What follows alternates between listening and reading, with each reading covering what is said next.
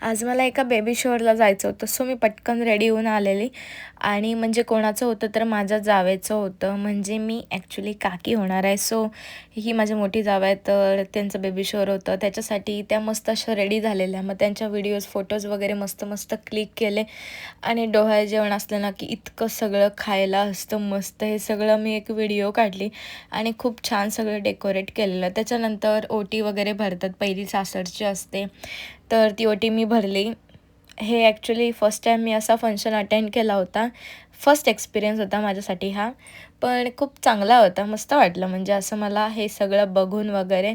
आणि मग असा छोटासा फंक्शन झाला. त्याच्यानंतर मग मी रेडी झाली आणि मग घरी आली.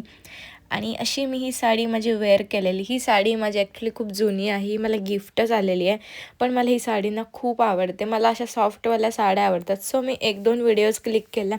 लगेच आम्हाला एका शूटसाठी जायचं होतं. म्हणजे एक रिसॉर्टचं शूट होतं. सो पटापटा रेडी झालेली आणि फायनली आम्ही एक शूट कंप्लीट तर केला आणि त्याने मला कॉफी दिलेली. तर मी कॉफी मस्त अशी एन्जॉय करत होती.